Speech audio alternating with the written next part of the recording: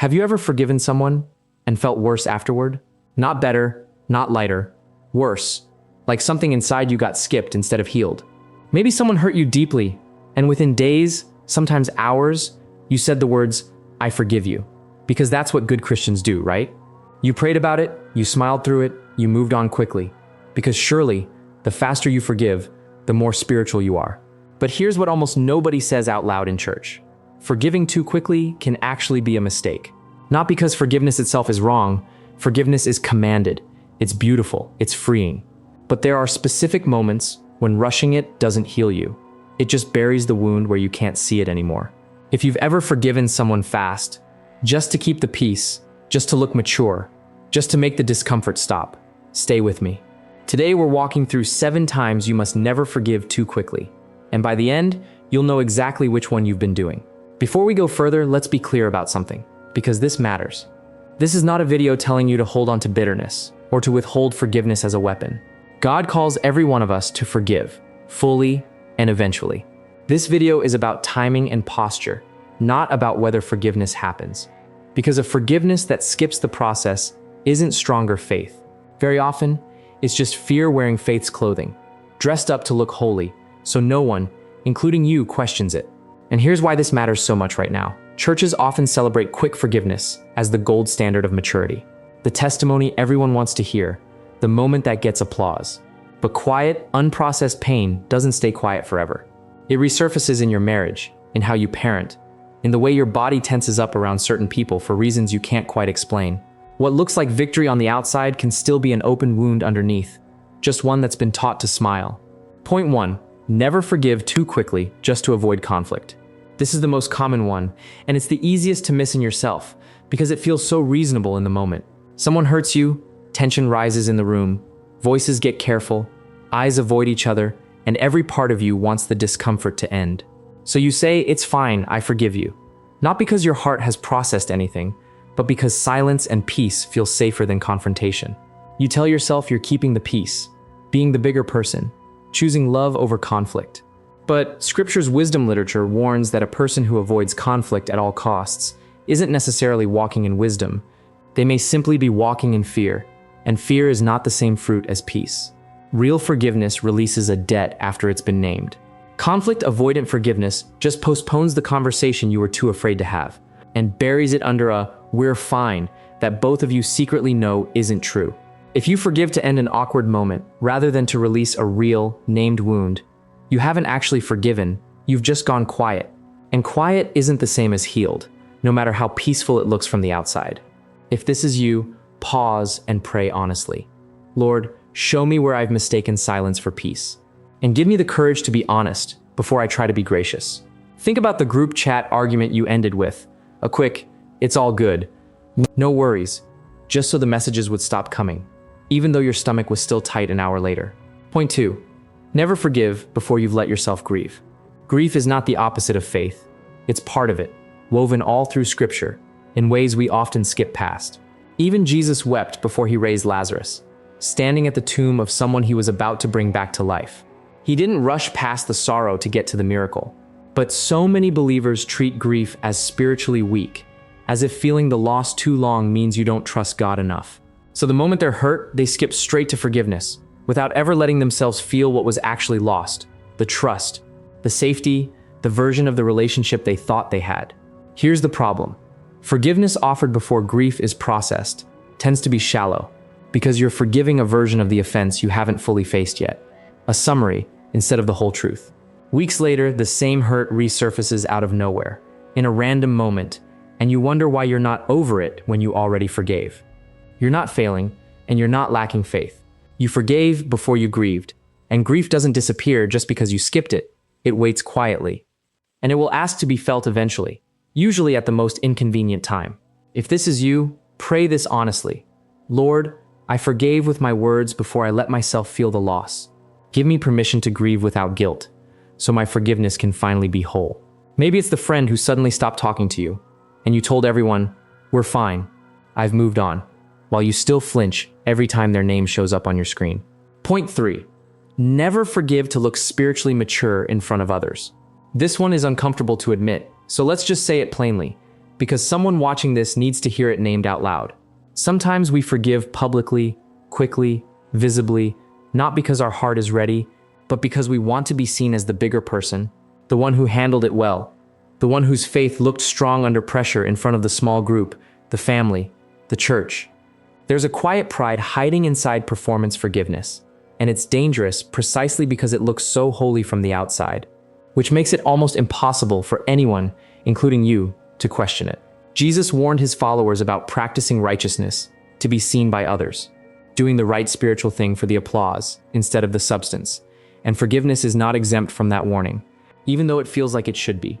If your forgiveness has an audience before it has had a private, honest moment with God first, ask yourself gently but honestly, who did I actually forgive this for? If this is you, pray this: Lord, strip away the performance. Let my forgiveness be real in the secret place with you before it's ever seen by anyone else. Picture the testimony you gave in Bible study about already forgiving someone, and the applause you quietly enjoyed, even though you hadn't said one honest word to God about it yet in private. Point 4. Never forgive before the other person has acknowledged what they did. This is not about withholding forgiveness as punishment, and it's important we're careful here. It's about being honest regarding what forgiveness can actually restore. Releasing someone from the debt they owe you in your own heart, letting go of the poison of resentment. That part is entirely between you and God, and it does not require the other person's permission, their apology, or even their awareness. You can do that alone, and you should, in time. But full reconciliation, the restoration of closeness, of trust, of the relationship as it was designed by God to involve two willing people walking honestly toward each other. Quickly declaring everything fully fine and rebuilding closeness and access with someone who hasn't acknowledged the harm they caused isn't forgiveness. It's premature reconciliation wearing forgiveness's name, and it usually leads to the exact same wound reopening later, because nothing about the actual pattern has changed, only the surface. If this is you, pray this: Lord, help me release the debt in my heart without confusing that release with pretending nothing happened. Think of the relative who has never once said, "I was wrong," yet you've already rebuilt the same closeness as before, hoping the warmth alone will finally make them see it. Point 5. Never forgive without any boundary changing. Forgiveness and boundaries are not opposites, and this is one of the most freeing truths many believers were never taught. They actually work together, hand in hand. You can fully forgive someone in your heart, releasing all bitterness toward them before God, and still wisely limit what access they have to hurt you again, because wisdom and mercy are not enemies. Too many believers think forgiving quickly means immediately returning to the exact same closeness, the exact same access, the exact same vulnerability, as if the offense never happened at all. But wisdom watches patterns over time, not just apologies spoken once in a hard moment. If forgiving someone means walking straight back into repeated harm with zero boundary adjustment, no change in access, no change in exposure, you haven't practiced forgiveness, you've practiced denial. And denial always costs you more later than a wise boundary would have cost you now. If this is you, pray this: Lord, give me the wisdom to forgive fully, while still protecting what you've entrusted to me. Maybe it's giving someone your spare key back the same week they broke your trust with money, simply because saying no still feels unforgiving to you. Point 6. Never forgive because you feel guilty for being angry at all. Some of us were taught, directly or indirectly, that anger itself is sin. Full stop. No exceptions. So the moment we feel it rising in our chest, we rush to forgive just to make the bad feeling of anger go away, before we've even asked what that anger is trying to tell us. But anger is not automatically sin. Scripture actually says to be angry and do not sin, which means the emotion itself and the sin of what we do with it are two separate things entirely. If you're forgiving quickly, purely to escape the discomfort of your own anger, you're not really releasing the offender at all. You're punishing yourself for having a completely human, completely understandable response to being hurt.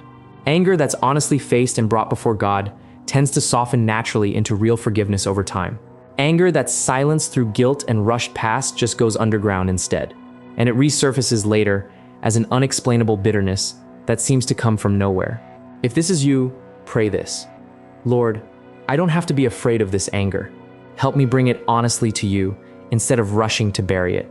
Think about the last family gathering where something was said that stung, and you laughed it off within the hour just to keep dinner comfortable for everyone else at the table.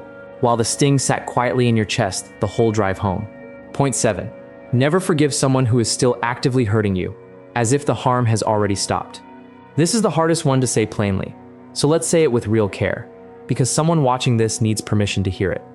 If someone is still actively manipulating you, still actively lying to you, still actively causing harm right now, in the present moment, not in the past, quickly declaring "I forgive you" and returning to full trust and full closeness is not spiritual maturity.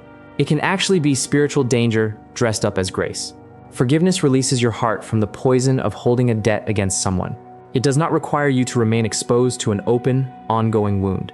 Jesus told his followers to be wise as serpents and gentle as doves in the very same breath. He never once confused mercy with allowing continued harm to himself or to others. You can forgive someone fully in your heart while still wisely removing yourself from what is actively hurting you. Those two things are not in conflict. And if you are in a genuinely unsafe situation right now, please, gently, reach out to a trusted pastor, counselor, or someone who can help you find real safety. That is wisdom, not a lack of faith. If this is you, pray this: Lord, give me the discernment to forgive with my whole heart, while you give me the courage to step away from what is still causing harm. If a relationship in your life right now still leaves you anxious every single time your phone rings with their name, that feeling is not a lack of faith. It may be wisdom trying to get your attention. Notice something as we look back across all 7, slowly, without rushing through this part either. None of these are about refusing to forgive, not even one of them, and that's worth sitting with for a moment. Every single one is about the order things happen in, the honesty that has to come before the release, the safety that has to exist alongside the mercy. Forgiveness rushed out of fear, guilt, performance, or pressure tends to look identical to real forgiveness from the outside. Same words, same smile, same verse quoted at the right moment. But only one of them actually heals anything underneath the surface, and only you and God truly know which one you've been practicing. So where does that leave you after walking through all 7? Forgiveness is still the goal, always, every single time, without exception. But forgiveness that skips grief, skips honesty, skips boundaries, and skips safety isn't faster faith. It's often just fear finding the quickest exit available from discomfort. Real forgiveness can take real time, and that timeline is not a measure of how spiritual you are, no matter what anyone else's timeline looks like from the outside. You are not less faithful because your healing took longer than someone else's testimony made it sound. God is patient with process, even when people around you aren't, and He has never once rushed anyone toward wholeness the way we so often rush ourselves. If even one of these 7 hit close to home just now, don't rush past this moment either, the way you may have rushed past the original wound. Bring it honestly to God, not the performed version of you, the real one, the one sitting here right now, maybe with your guard down for the first time in a while. Ask Him to show you gently where you forgave with your mouth before your heart ever caught up, and ask Him to finish what He started in you, at whatever pace real healing actually requires, not the pace pressure demands, not the pace other people expect, not even the pace you expect from yourself. If this spoke to you, this is exactly the kind of wisdom Wise Walk Warning exists to bring. The things most Christians never stop to examine until it's too late. The quiet patterns hiding underneath spiritual-sounding words. Subscribe so the next warning finds you before the next trap does.